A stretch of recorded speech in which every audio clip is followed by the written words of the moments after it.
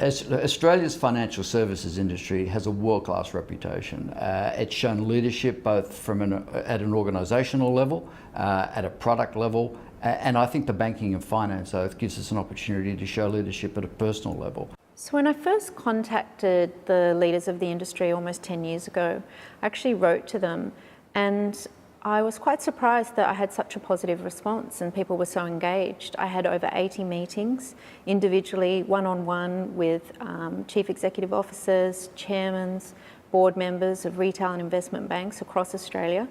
And they were really engaged on ethics. I saw how much they cared about it and how much they think about the issues. I've been reflecting myself about what was it about this industry that I'd felt so proud to be part of for so long, and yet we kept on hearing so many bad news stories about it. And I was looking for a way in which I could contribute to trying to elevate back the standards and the respect that the community had in finance. But in the end, I think personal ethics and personal values are absolutely critical here. It's all about trust, and to be trusted, you've got to behave in a trustworthy fashion. If you're going to put the customer first, if you're going to put the member first, then you have to ensure that ethics and the integrity of your behaviour pervades and transcends all decisions about how you act as a person, but also as an organisation. Firstly, the public wants to know, what do you stand for? So can you articulate what it is that will inform your conduct, so we know against what standard we can judge your conduct? And then, do you actually do it? What the oath helps me to do is remind myself of the things that are important and guide myself of the things in terms of decision making within the rules that we all operate in. I think it's got to be a personal acceptance of the values of what the oath specifies.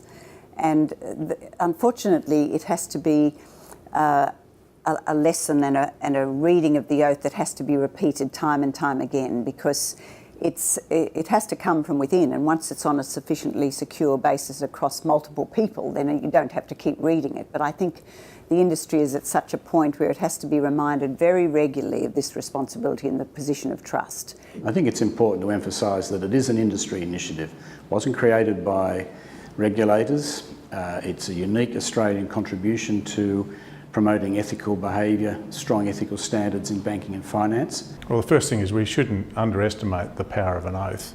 I mean, when you make a promise, which is effectively what it is, it's a very important thing. And nor should we underestimate the power of words. And the reason the oath is of value is it's a statement at the individual level. Yeah, I'm prepared to own this set of values and exemplify them in my conduct, and I'm accepting that I'll be called out if I don't exemplify them. For me, what the oath does is give me that added strength to bring ethics into the conversation. It's focused on the individual, so it's focused on very much really trying to get that individual to think about what they're doing in their day-to-day job, and how all of their actions, no matter what it is they're doing, can impact clearly their client base, their community, and the overall reputation of their firm and industry. So something that sort of solidifies and brings all of those different parts together, I think, has a very important role to play. The oath is about creating a movement where people can come together to change for good. This isn't something that can be controlled by one organisation or even one segment of industry. This is about hundreds and then soon thousands, and then following that, tens of thousands of people saying, we are proud of the organisations and the industry we work for. We do great work in the community. The community can't thrive and exist without a strong financial services sector, but perhaps we've lost our way along some of the paths we've taken. So let's get together and work hard on solving some of those issues together as a group, and then pushing that outcome of better trust and better accountability into the community.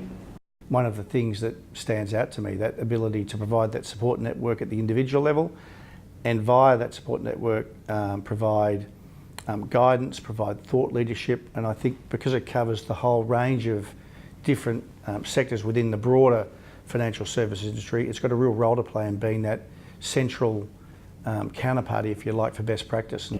And there are a number of programs that also support our signatories. So we have a Young Ambassador program, which includes university students that are intending to join the industry, and also people that are just under 25 and that are new to the industry.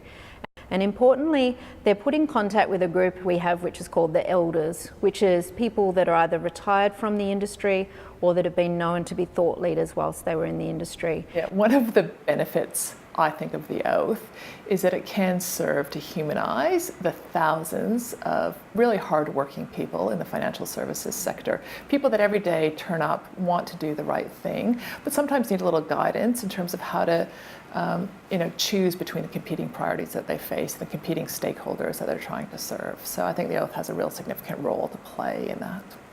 The oath is really something where the industry as a whole can share a common view about what ethical behaviour looks like. The oath has an impact already internationally. It's been raised with me in a number of forums, both regionally and also within Europe. It's an opportunity that has given Australia a chance to take a lead where many other countries are looking for a lead in terms of how do they tailor in the role of individual responsibility with what clearly has been very strong development in corporate accountability, particularly post the subprime crisis in 2008.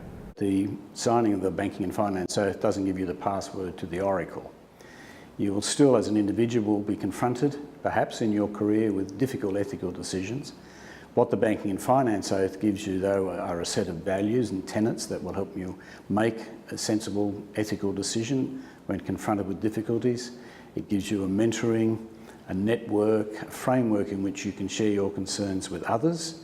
At the end of the day, you may have to make a decision that's guided only by your moral compass, but a signatory to the oath has many points on that compass to guide them.